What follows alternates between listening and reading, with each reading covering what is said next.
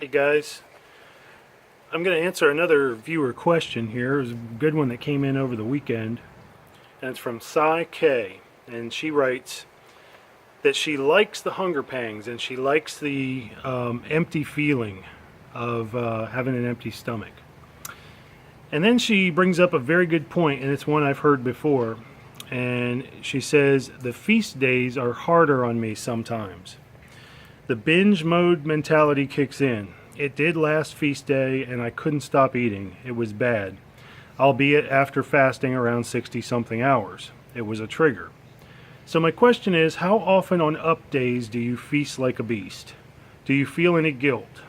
What can you tell us from your experience to help abolish guilt from our feed days?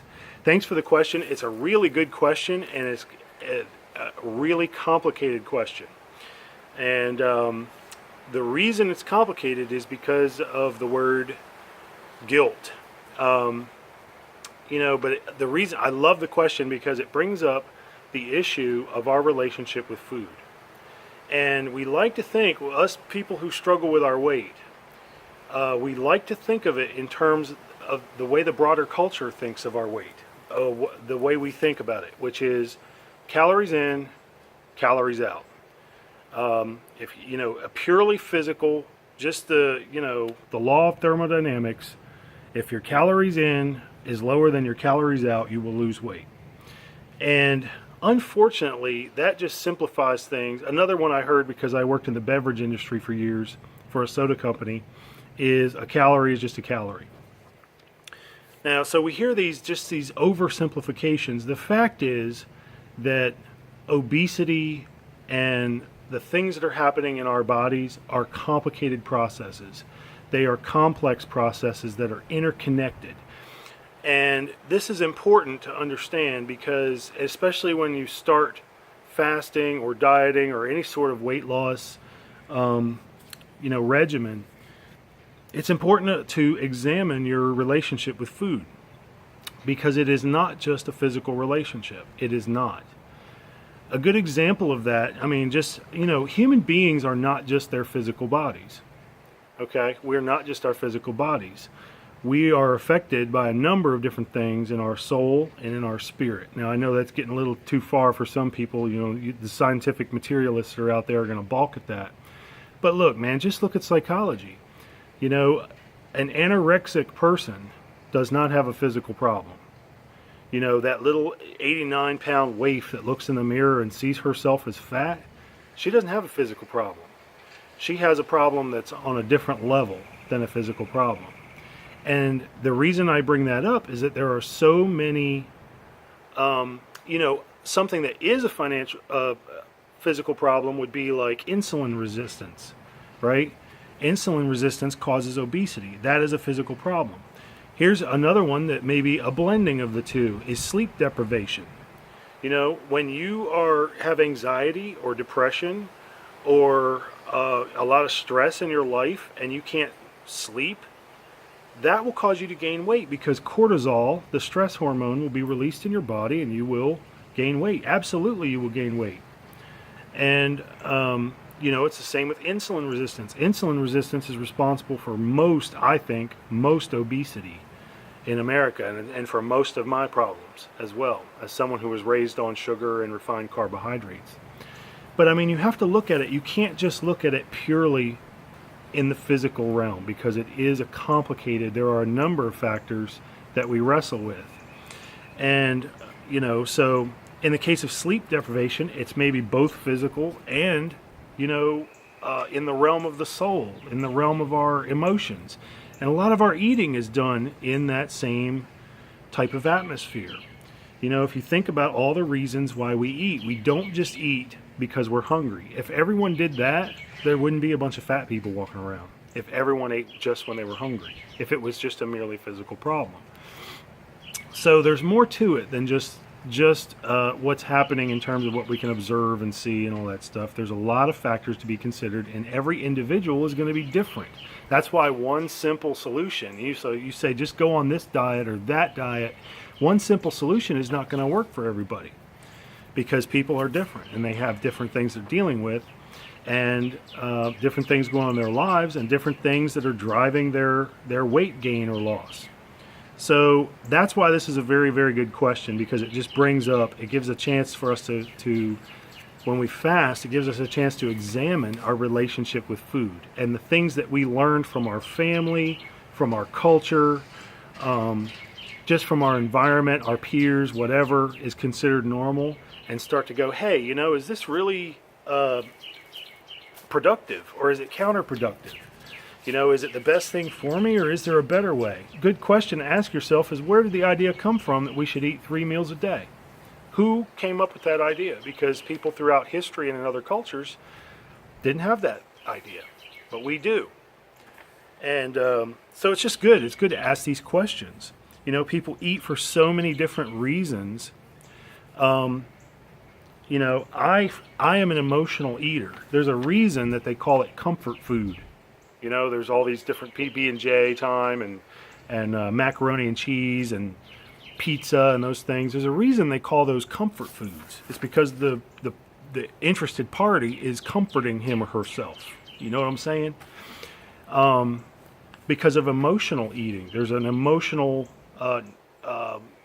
the food, it goes beyond the food itself to the experience of the food and a warmth that comes, like when you eat, I don't know, cream of crab soup or something like that. Something that's hot and warm in the cold, And we eat because we're bored. We eat because we didn't get enough sleep. We eat because we have anxiety, or we have the stress that I talked about a minute ago. We eat because we're addicted to sugar and refined carbohydrates, refined flours. And that's what I grew up on. Pasta, bread, pizza, rice, potatoes. And I'm not saying any of these foods are evil, but the ones that come out of a box or out of a package are generally not good for us. But that's, go in the store, look around in the supermarket and see how much real food you see on the shelf. How much of it is real, untouched, untainted, the way God made it, the way Mother Nature intended it. You won't find much in a supermarket that is actually real food. And so we have to start to look at those things, because we get addicted to sugar. We get addicted to refined carbohydrates. Sometimes we just have habits. It's just a habit for me that I used to get up and eat breakfast and then lunch and dinner and 3 snacks in between. It was just a habit. It wasn't hunger. I was never hungry because I was eating all the time. In fact, I was over full. So good job, Psy K, for bringing up the whole idea of questioning this stuff and the issue of guilt in your case. I will say a couple things about my up days, my feast days. I generally get up and work out in the morning, and then I will, my stomach takes a while to wake up. I'm not usually hungry first thing in the morning, and so it's usually about 10 or 11 o'clock before I eat anything. So I've basically had, a 40-hour fast, somewhere in that range. And then I eat for about 8 hours. I start eating about 10, but I'll tell you something. I don't really get hungry until like 4 or 5 in the afternoon. And then I'm ravenous on my feast days. I just want to eat it all. Now I eat. I start eating at 10 or 11. But I don't really, it's like my stomach wakes up and says, finally, he's going to give us something. And then I eat. And I don't feel guilty about eating, but I do feel full. So I know what you mean about feeling full. I'm not sure. The word binge is sort of open to interpretation, so I don't want to put words in your mouth. But, that's the same words that like bulimics would use. But, I eat and I feel full because my stomach is shrunk, and I eat to fullness. And I usually stop around 7 or 8 at night and then eat, drink, and be merry, for tomorrow we fast. I don't really feel guilty unless I eat really crappy, dirty food. If I overindulge on sugar or something, and the reason for that is not necessarily that I'm over full or have stuffed myself with crap. It's really, I'm thinking about the consequences tomorrow, when I fast tomorrow. because it does, what we eat on our feed days does affect our fast days. We like to compartmentalize it, but it's really actually connected. And so what I think helps me, because I do have some trouble like eating, especially early in the day, is I try to switch my mode, mentally. And I try to say, okay, I'm done fasting. Now it's time to nourish this body. Now it's time to give this body exactly what it wants and do the best I can for this body so that it can heal, so that I can recover from my workouts, so that I can think well, and just those kinds of things. But a lot of times, I get home in the afternoon, and that's when my stomach is awake and saying, feed us. That's when I take in the bulk of my calories on my feast days. And let me tell you, when it's over, I feel like going right to bed. I could just fall right out because I feel full, just like Thanksgiving every other day. I feel full, and there's just, relaxed fatigue.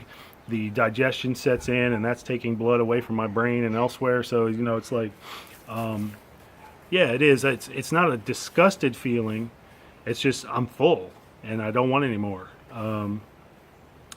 So one thing I would say, 60 hours you mentioned in your comment. 60 hours is a long time. That's longer than I've gone here since I started this. I do plan on doing some longer fasting, but you're basically going into your third day. You're fasting 2 full days, and then you're into the morning of your third day, I'm assuming, before you break your fast. Maybe an idea is just to slow your roll just a little bit. Maybe do like 40 and 8, or just mix it up a little bit so it's not quite so long. If fasting a really long time is a trigger for you to eat more than you're comfortable eating, just slow your roll a little bit. Maybe reduce the time window on your feast day. I've heard that that's worked for other people who find themselves binging on their feast day, or eating too much, is to reduce the time window. If you reduce the time window, you reduce the amount of time. If you reduce it if it's normally 12 hours and you reduce it to 8 hours or 10 hours, that's a little bit less time for you to experience that, and that's a small minor change that you can make that kind of reduces the amount of time that you have to cram it in there. But you should cram it in there. If and a second thing you can do is sort of assess what you're eating. I don't know anything about your diet, but assess what you're eating. I mean, if you're eating a lot of, I'm all about being free and not having a bunch of restrictions, but if you're eating a lot of sugary stuff or refined carbohydrates, or if you're not getting enough fat or protein or even carbs, even simple carbs, that's something you need to look at on your feast day if lowering your time window doesn't work. So those are just suggestions. But overall, you should try to enjoy your feast days. I mean, that's what you're doing the hard work for. Switch the mentality, if you can, away from I want to eat everything in sight, to what's going to be the best thing for my body and what's going to be the best thing for fast day tomorrow. And that helps me. It's time to quit fasting. It's time to give this body what it needs and what it wants. And so it's not a limitation on what you can eat.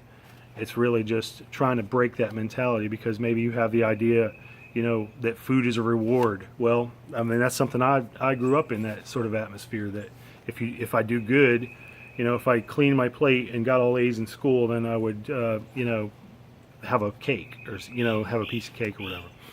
And so there's a lot of things that can be kind of driving that, which I can't really speak to, but I think it's awesome that you brought it up. And I wish you the very best. I want you to have joy on your fast days and have joy on your feast days, because that's really what I'm striving for. And so I appreciate the comment. If it's a feed day for you, eat, drink, and be merry. I'm about to go do the same thing. For tomorrow we fast. Have a good one.